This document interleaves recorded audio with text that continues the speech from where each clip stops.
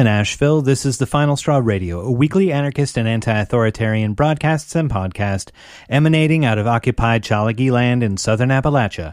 Hey listeners, I'm deciding to load up another past episode, this time from May Day of 2016. You may not have found this in our podcast feed because this was one of the many shows that was recorded before we started that feed in August of 2016. So this is May Day 2016. You can find this and a lot of other older shows at thefinalstrawradio.noblogs.org. I feel it's notable in that vein that this is the show prior to the 13th birthday of The Final Straw, which will be coming up on May 9th of this year. We're not doing anything different for it specifically, but I feel pretty proud about it personally. If you would like to support The Final Straw, you can subscribe to our podcast via various platforms, follow and share our materials online, as well as give us feedback via the links at tfsr.wtf/tree, as in Linktree.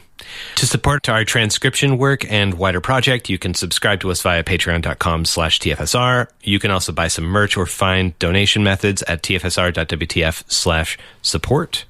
To friends we've met and to those we have yet to meet, I'd like to wish everyone a happy May Day.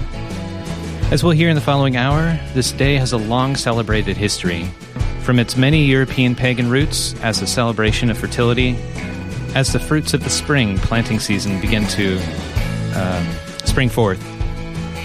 Then on to the repressive winter that fell early on May 3rd and 4th in 1886 in Illinois, with, first, the killing of workers striking for an 8-hour day at the McCormick Works, and then the repression of anarchist and socialist workers and organizers following the bombing at Haymarket Square in Chicago of that same year. From there to the taking up of the 1st of May as International Workers' Day by struggling groups around the world. To divide the international working class, the U.S. government, repressors of that May Day of 1886, sanctioned Labor Day to be celebrated in September, declared the 1st of May both Law Day, an obvious testament to irony in respect to the Haymarket 8, all jailed and 4 of which were executed, and for some its celebration as Americanism Day, whatever the heck that means. In 2006 and 2007, immigrants' rights marches were seen on and around May Days. That, for many, re-sparked the importance of this day. The protests and festivals swelled to numbers nearly unmatched in the history of protest on Turtle Island, and were accompanied by school and work walkouts and boycott days. This hour we'll be hearing from Peter Linebaugh, author of the recently printed book, The Incomplete, True, Authentic, and Wonderful History of May Day, to present some of his meditations from the last 30 years, but covering ancient times through the first maypole on Turtle Island through today. The rest of the hour will feature songs that made myself and William, co-host of The Final Straw, feel a bit in the spirit of the May Day. Whether you're out there today taking direct action against the state, capital, racism, patriarchy, other repressive forms, or in repose from the horrors of wage slavery, resisting the carceral state, gardening, dancing around the maypole, or otherwise celebrating the possibilities of this year to come, when, hell, we might as well end this system of exclusion and extraction. We wish you a fire on your tongue, love in your heart, and free land beneath your feet.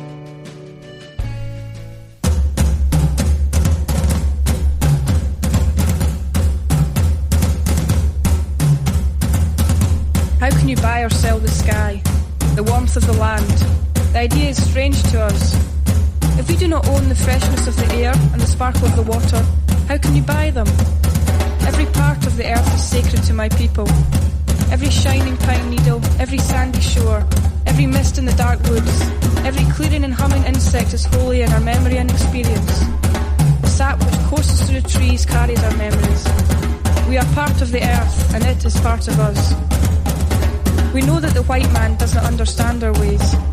One portion of land is the same to him as the next, for he is a stranger who comes in the night and takes from the land whatever he needs.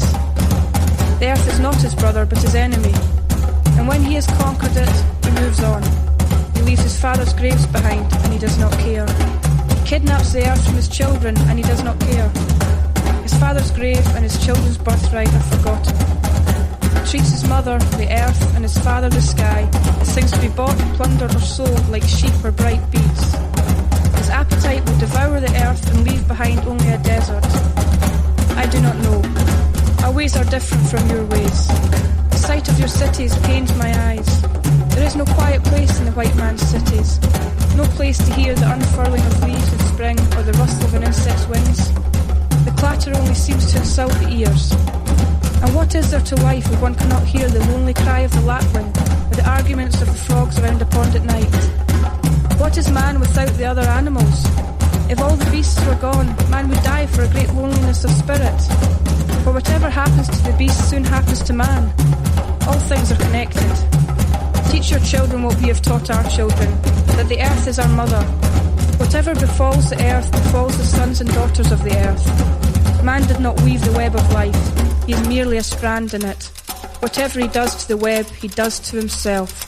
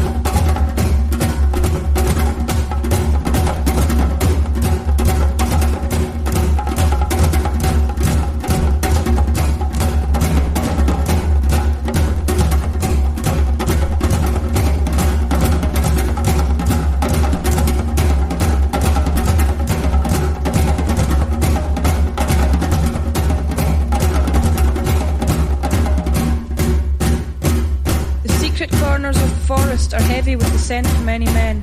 Where is the thicket? Gone. Where is the eagle? Gone. The end of living and the beginning of survival.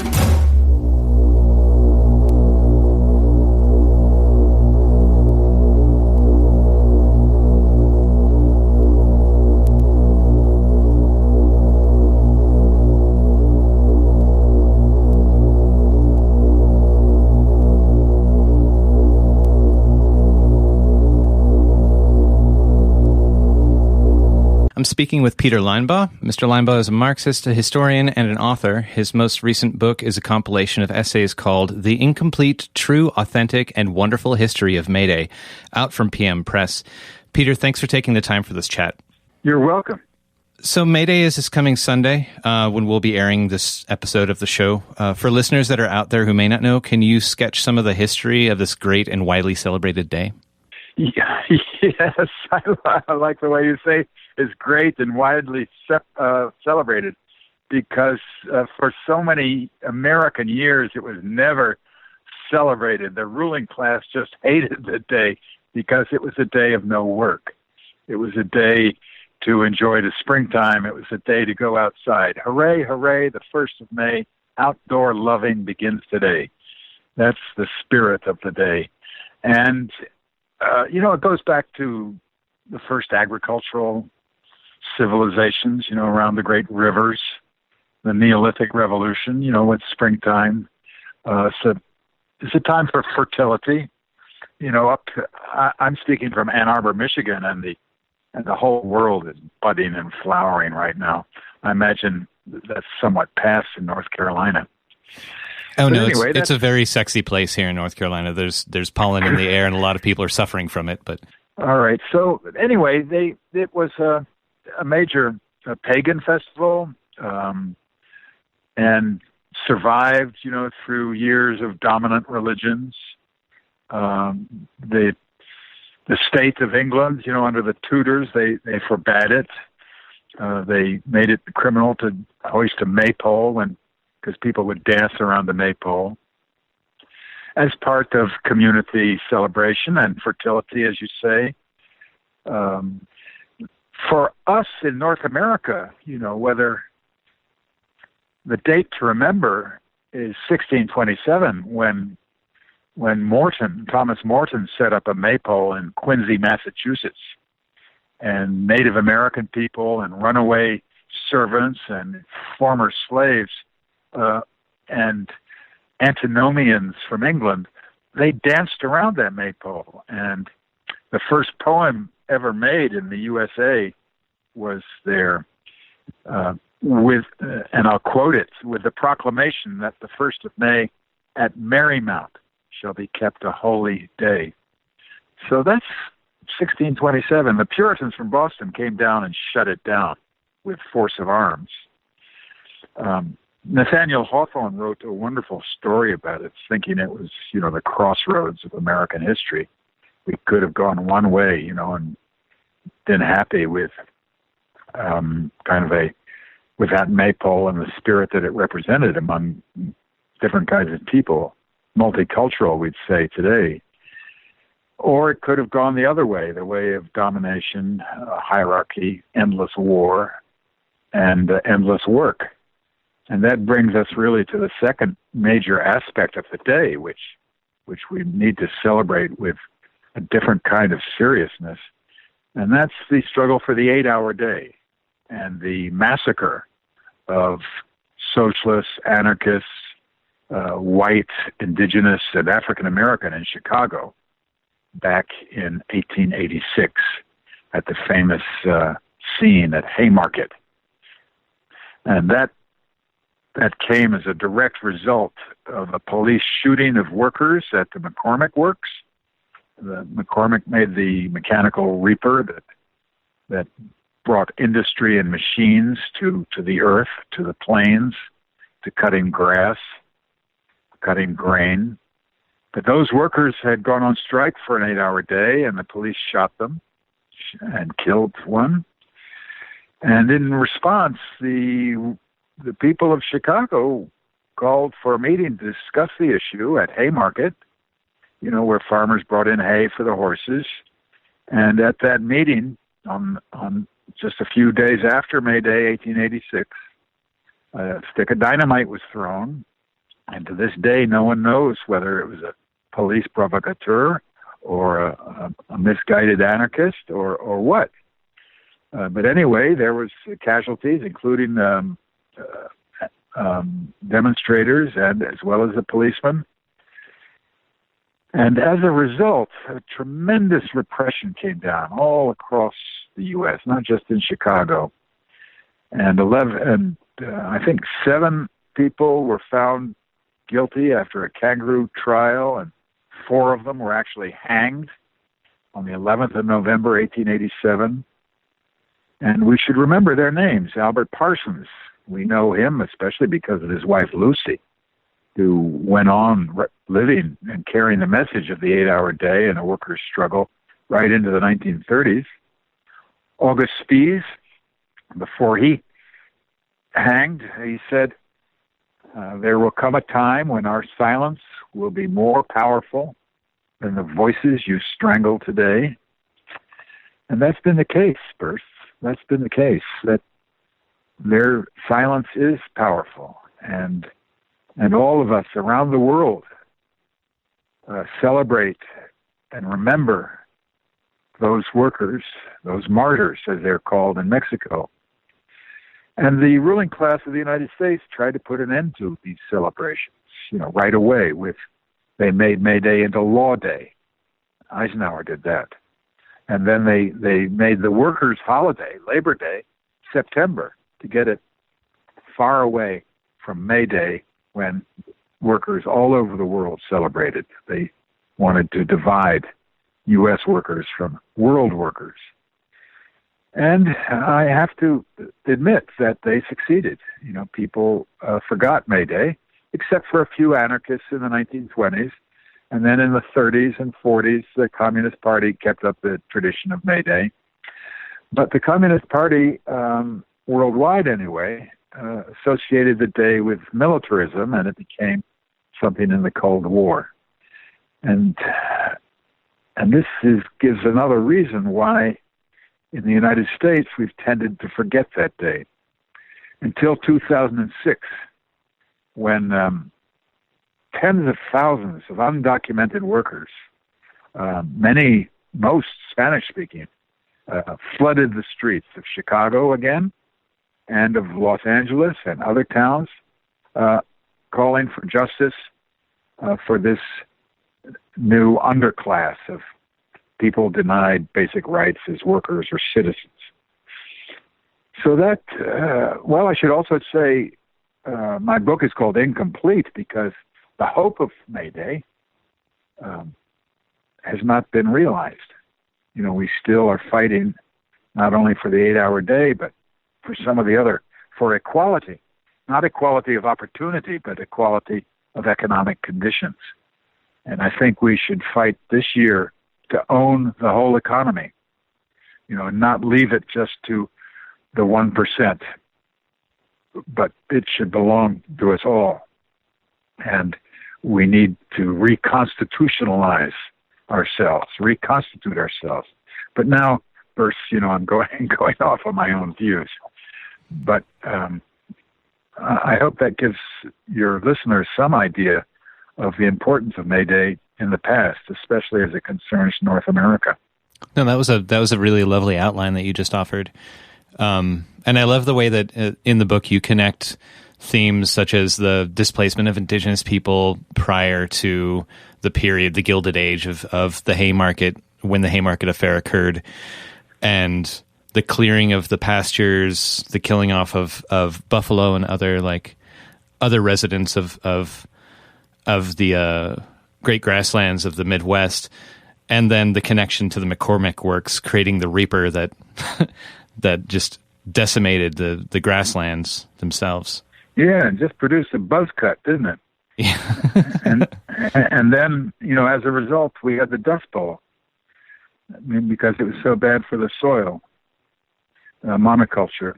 The essays in the books range from 100 years after the Haymarket, basically, like 1986 to 2015. And from the oldest to the newest, you make the claim a few times that May Day has both a green and a red side. What do you mean by this, and why do you think it's important to remind people of that? Well, the green side now, as we're talking in 2016, with the melting of the ice caps, the pollution of the Pacific Ocean, the destruction of species, has a greater meaning, I think, than it did when I first conceived of the idea in the 80s. The notion of the green is the notion of, I guess, photosynthesis, isn't it? Now that I think about it, a relationship of the sun to vegetation. And of course, vegetation is the basis of animal life. So really all of life depends on, well, I'm not a biologist, Bruce, but a great deal of life depends on the green, depends on photosynthesis and chlorophyll. So there's a literal meaning of green, but there's also a symbolic meaning of green, which is the joy of living, the joy of life. In contrast to the red I use to signify blood and to signify struggle, especially class struggle, and thinking of, the red flag of battle. And I think May Day is a holiday that spans both these notions. It can be both a family day of picnicking, outdoors preferably, and of dancing, and it can be a day of marching and a day of militance, a day of taking back the world that has been discommoned and disgreened, if I can use that phrase, turned into asphalt, turned into concrete. And so it's had both the green and the red. The green has led to the Anthropocene. It's led to geological changes of the planet. And I think we can restore it, or not to the way it was, but to the way it could be, only by a red struggle, only by a mass struggle. And I believe people are interested in that and see the necessity of it. All over, all over the world. Anyway, so that's kind of the red and the green, but I think it's up to your readers and listeners to give to these symbols their own meaning from their own experience. Yeah, there's definitely, you leave it with a lot of space for interpretation, but draw out some some lovely conclusions of your own. How have you seen the celebration of the day change throughout your lifetime? You mentioned that through the 20s it was remembered by a number of anarchist activists, and through the 1930s, 40s, and 50s, communists in the United States. Just to sort of interject right here, my first May Day that I celebrated was in San Francisco in 2000 during the anti-globalization era, as people call it. There was a giant maypole that was raised and a number of speakers, and at the same time, a big open-ended pagan celebration and picnic that led to a march eventually. It was really beautiful, tying together of what you seem to describe as the green and the red, and the marches of 2005 and 2006, as you mentioned. Can you talk a little bit about how you've seen May Day in the popular imagination during your life? Yeah, well, I just know, my own part of it. I love to hear about that San Francisco meeting. That sounds grand and beautiful, and I love to hear about the immigrant ones, the undocumented worker ones in 2005 and 6. And for me, May Day, an important day is always May 2nd, because then I tune into the radio or read the newspaper, or now I guess we have the internet to see who else in the world has turned out. And so May Day was so important in bringing down apartheid in South Africa, and is still a major day of struggle in South Africa. And it's that way in so many parts of the world, So on May 2nd, it's just a good time to check in and see what's going on. But for me, it began just, as a historian in Rochester, we thought let's try to have a picnic and make it a family day and have some speeches and then sing songs. And that's the way it worked there. And then later I moved to Boston, and we had different forms of May Day. I remember in Jamaica Plain, we had on May Day, we joined a festival called Wake Up the Earth. So, and in all these occasions, I would meet people, old timers who had participated in Union Square in New York, for instance, and in May Day celebrations of the 40s. And then here in Washtenaw County in southeast Michigan, we've always had, ever since I've lived here, we try to have a picnic, or we have a commons, or we teach children how to dance around the maypole. This year, I think folks from Black Lives Matter and folks from other social change outfits will probably go to Detroit to join a picnic and a march in so-called Motor City, which now I guess is known for not as a Rust Belt, but as a place of urban gardening. And so it's important to do that, I think, because the powers that be have been poisoning the waters, as you perhaps have heard of, up in Flint, Michigan. It's just a crime what the rulers of our country are doing. And, we need to bring them to justice to pay for their crimes, not by long prison sentences. I'm certainly not in favor of that. Because we need to open the prisons, if anything. But we need to find other ways of making them pay. That is, we need reparations. And the main reparations that must restore equality. And so the riches, the ill-gotten gains of the 1%, either they must, voluntarily turn them over, or they must be made to do it. And that can only be done, I think, with justice and mass mobilization.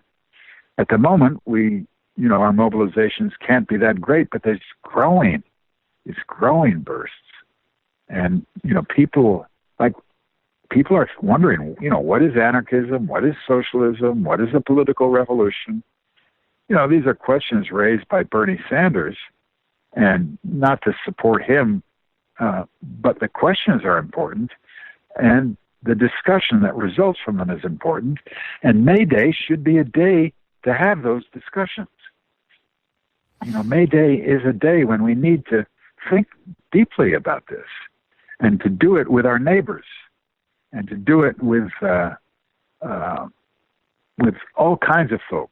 Everybody has to be, all workers, all working people who belong to our class of the precariat, students and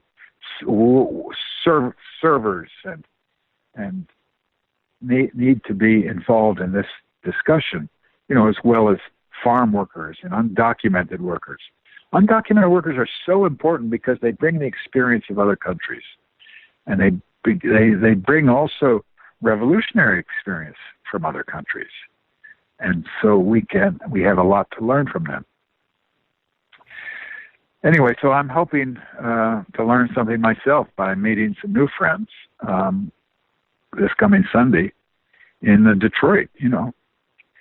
And by the way, Burst, can I? I was asking you about the lunch counter sit-ins in North Carolina. Yeah. I asked you that for a purpose because I think there was an earlier lunch counter sit-in for the same goal of integrated lunch counters here in Ann Arbor, Michigan in the 1920s, led by Lenore Smith from Mississippi. And we learned this by studying May Day in our own locality. So I urge all your listeners to study May Day in your locality, to talk to old-timers, to search out the old records, and even to consult the occasional historian and see what they know and what they remember, and then to bring this back to life. One way of doing this is a wonderful book by Dave Roediger called The Haymarket Scrapbook, which I recommend. And James Green wrote a very good book, too, called Death at the Haymarket. And these are essential readings for those who want to go back to those crimes at Haymarket when the police and the state came down so heavily on the workers, their press, their leaders, and their families, and jailed and hanged so many. In some ways, it's a sad day.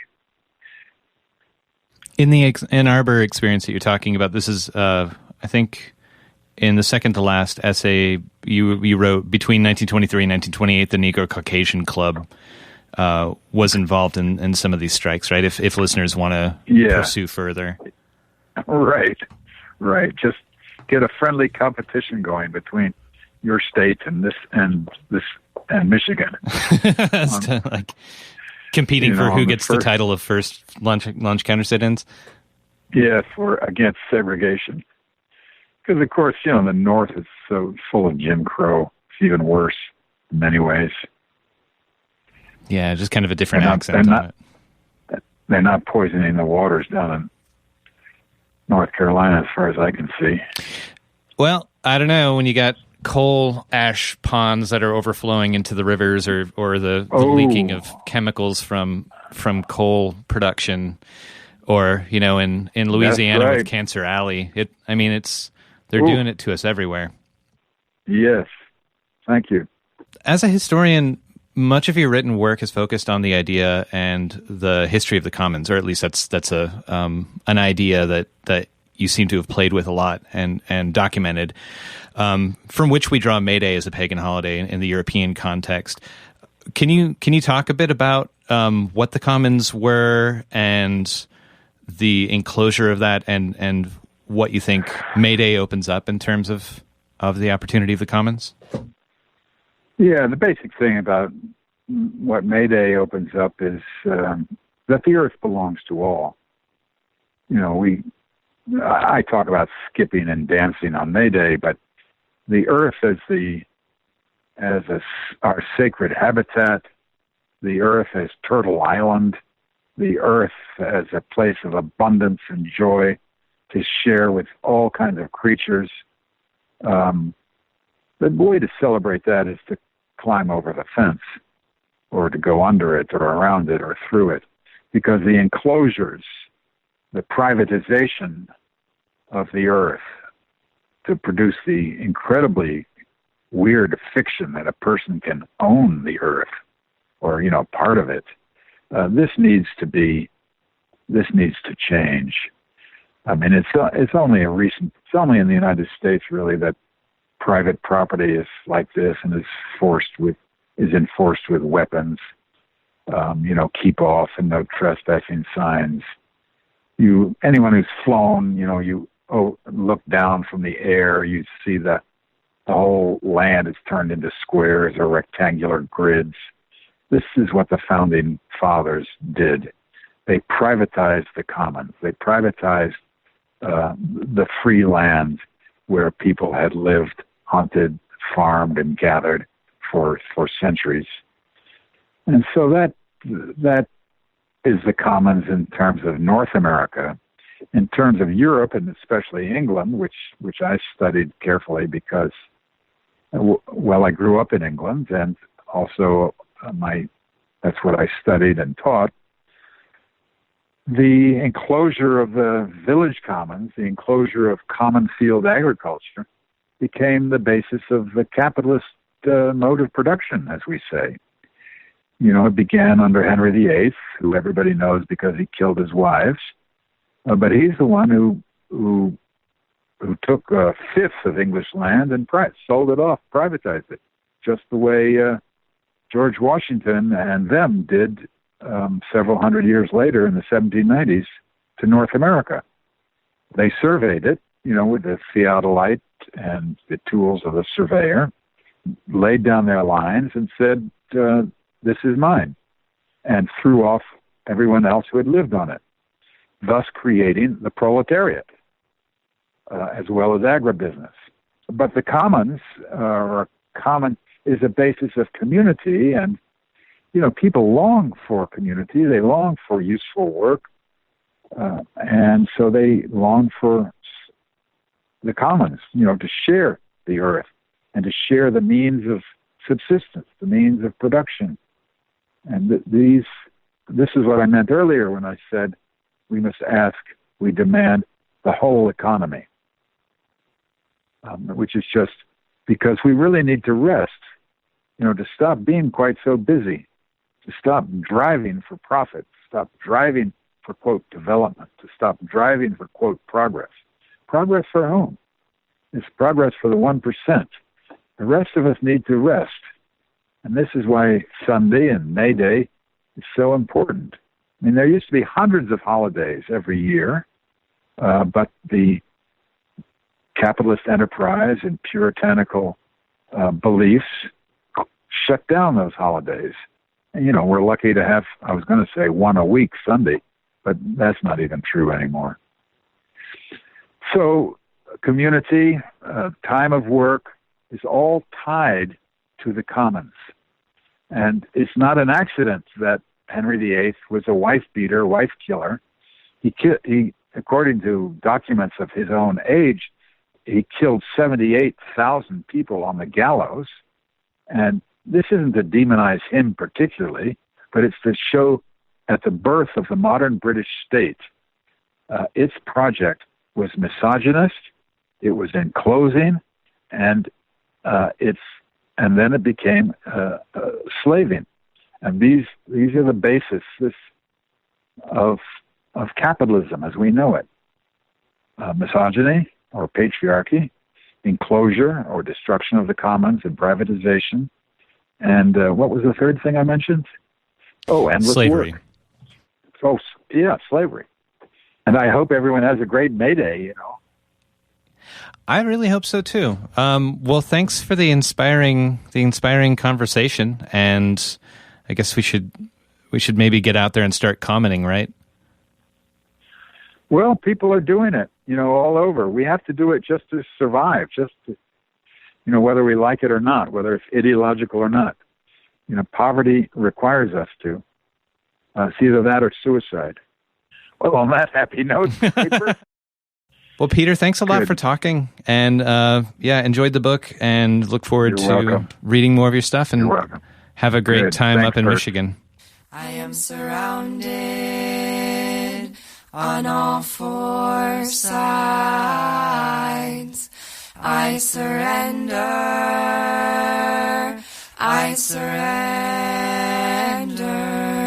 to the burning sun, to the liquid moon, to the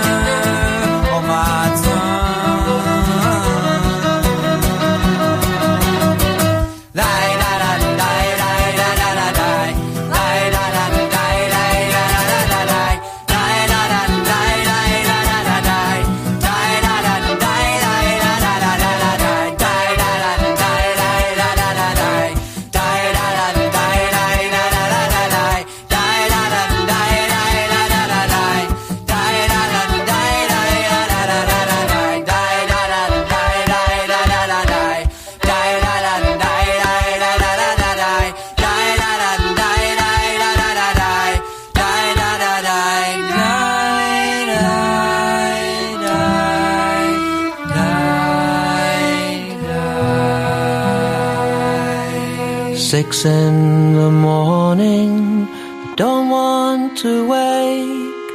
Sun laying low and the world sleeping late. Hate like the river runs heavy and deep. Oh, I wish that they'd sack me and leave me to sleep.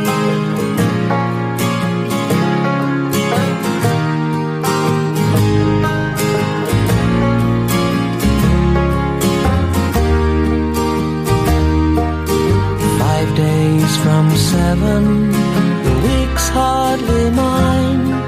The alarm clock's gone over to enemy lines. Waste my time working for cowards and creeps. Oh, I wish that they'd sack me and leave me to sleep. Rain strikes the window, heralds the day. Rain, won't you wash these 8 hours away? Rain feeds the river, runs heavy and deep. Oh, I wish that they'd sack me and leave me to sleep.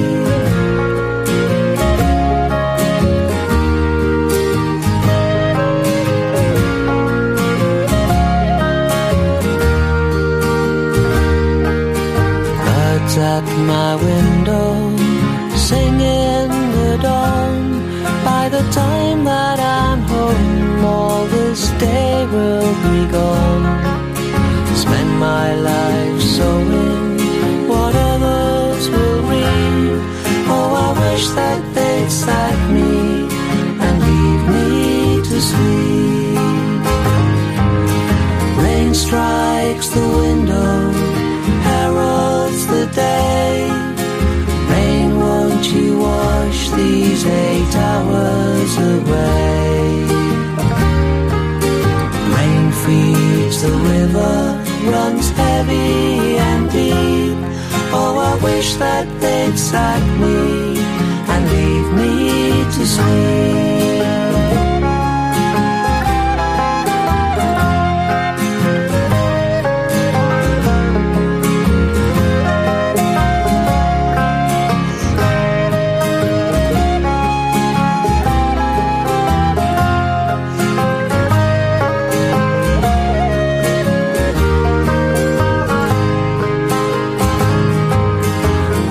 Strikes the window, heralds the day.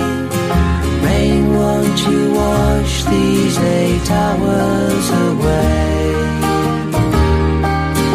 Rain feeds the river, runs heavy and deep. Oh, I wish that they'd sack me and leave me to sleep. Rain strikes the window, heralds the day. Rain, won't you wash these 8 hours away? Rain feeds the river, runs heavy and deep. Oh, I wish that they'd sack me and leave me to sleep.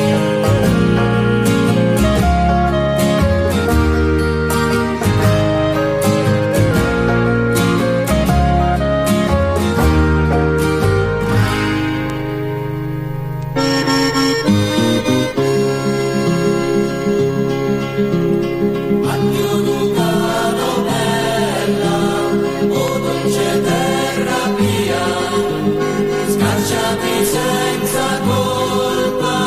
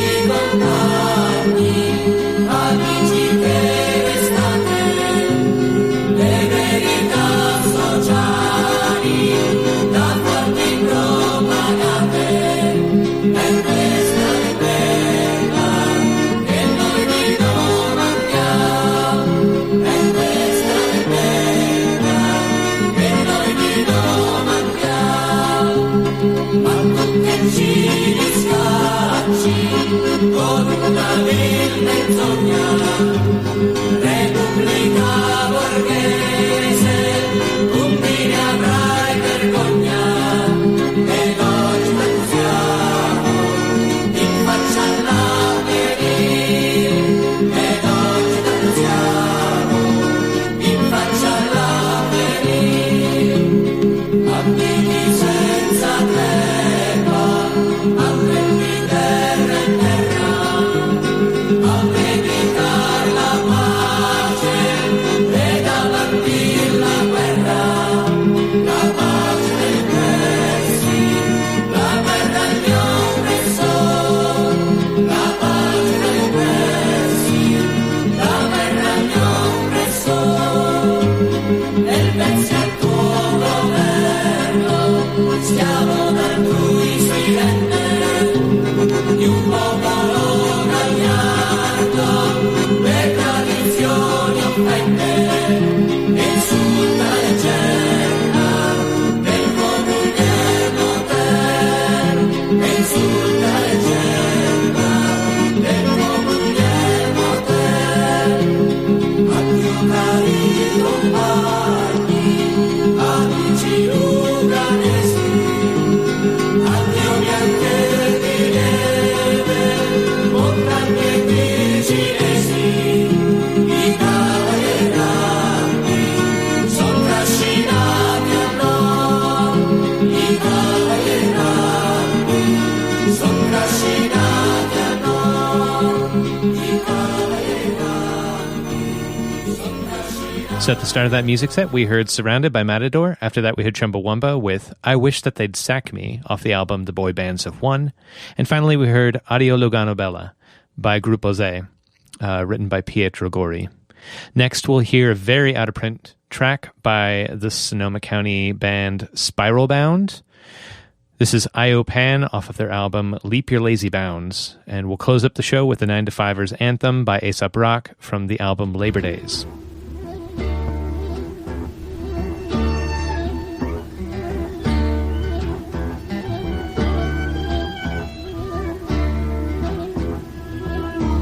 Deep among the leaves, dark and dripping is the night. There are lots of hairy creatures poke their heads out to the light of the full moon as she rises. Soft as iron down, so whip away your sleepy eyes and gather all around. And from the dreams of mortals, I leap your lazy bounds. I awake and I will shake and I will howl a mighty sound. And so my heart's desire in the furrows of the land, and I feel my fingers underneath the rationality. I will forge out in the forest, I will dance all in the dark. Hooves and horns and fairy hawkies, I will bow and I will bow. I will rest and I will linger in my lovely lady's land. And no more am I a sinner than the liar that I am.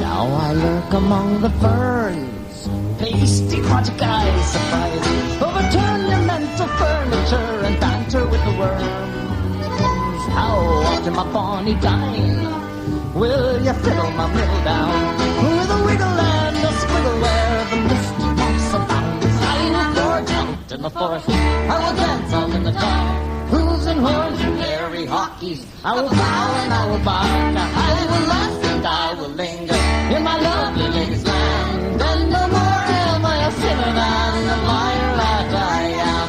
I-O Pan, I-O Pan, I-O Pan.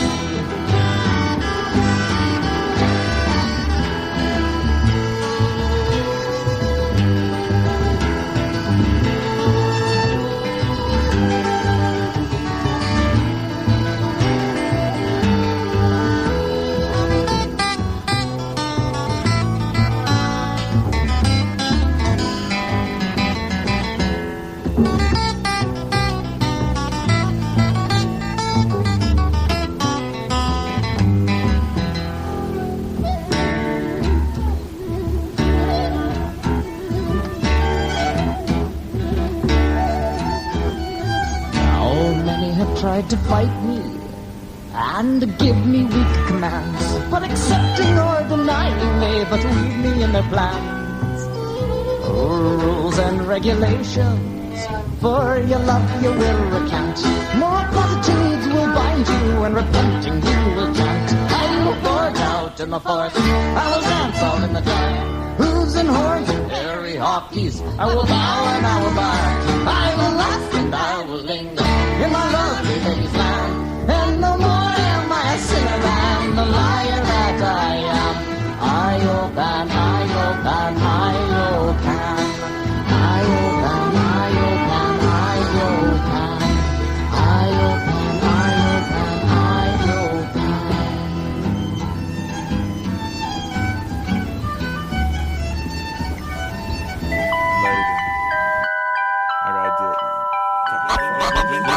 Zoom into the human of an aggravated breed via the study of post-adolescent agitated seeds. Half the patients waste themselves prior to commencement, so I focus on the urban oxygen samples that half that made it breathe. This old Pompeii impression sways infection in 12 steps or less, and Cretans swiftly tipping toeing hard to swallow barter concepts. To give it, get it, never let itself pass for I'm stubbornness. Martyrs talk money causes in a harvesting Spartacus and so on. I throw long Hail Mary bombs toward cookie cutter Mother Nature's bedazzled synthetic fabric. Life treats the peasants like they tried to fuck his woman while he slept inside. While they're merely chasing perfectionist emblems. When the clock strikes 9, I'll be waking with the best of the routine caffeine team players for the cycle of it.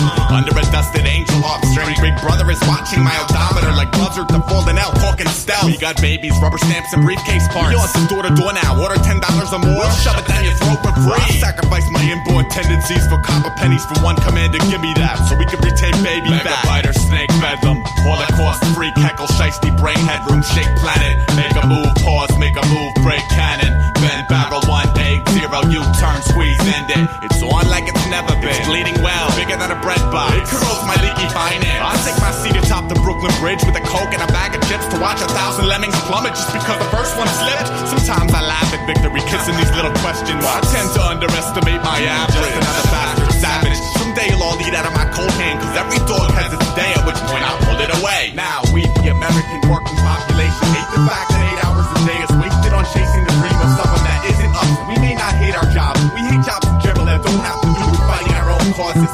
We, the American working population, hate the 9 to 5 day in, day out, but we'd rather be supporting ourselves by being paid to perfect the pastimes that we have harbored based solely on the fact that it makes us smile if it sounds dope. It's the year of the silkworm. Everything I built burned yesterday. Let's display the purpose that these stilts serve. Elevate the spreading of the silk germ. Trying to weave a web and all I believe in is dead. Brother, it's the year of the jackal. Saddle up on high horse. My torch force Polaris embarrassed. Shackle up the hassle by the doom and legend marriage. I bought some new sneakers. I just hope my legacy matches. It's the year of the land shark. Dry as sand parched. Damn, get these men some water. They're out there being slaughtered in meaningless wars so you don't have to bother and can sit and soak the idiot box trying to help their daughters. Man, it's the year of the orphan. Seated adjacent to the fireflies, circling the torches on your porches, trying to guard the fortress of a king they've never seen or met, but all are trained to murder at the first sign of a threat. Maybe it's the year of the water bug, cockroach, utter thug specimen. They respawn from dreaming of your next of kin. I'm still dealing with this mess I'm in. I've been the object of your ridicule. You've been a bitch, lieutenant. God, it's the year of the underpaid employee, spitting 40 plus a week and trying to rape Earth in my off time. You bored dizzy, I can't keep myself busy enough so you can run, and I'ma let you think you won. We, the American working population, hate the fact that 8 hours a day is wasted on chasing the dream of someone that isn't us. And we may not hate our jobs, but we hate jobs in general that don't have to do with fighting our own causes. We, the American working population, hate the 9 to 5 day in, day out, while we'd rather be supporting ourselves by being paid to perfect the pastimes that we have harbored based solely on the fact that it makes us smile if it sounds dope. Fumble out of bed and stumble to the kitchen, pour myself a cup of ambition and yawn and stretching. My life is a mess, and if I never make it home today, God bless it. Fumble out of bed and I stumble to the kitchen, pour myself a cup of ambition and yawn and stretching. My life is a mess, and if I never make it home today, God bless.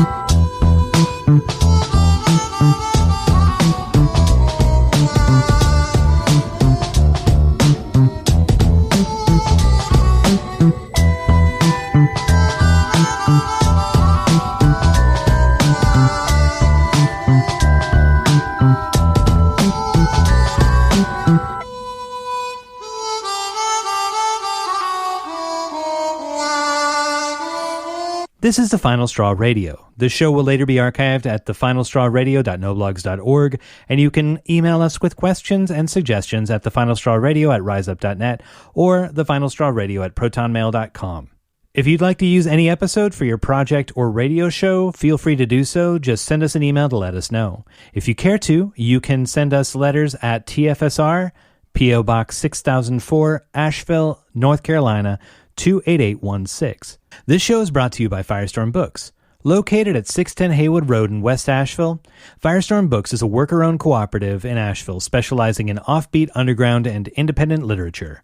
You can find a catalog of Firestorm's books and zines, plus a full calendar of events at their website, firestorm.coop.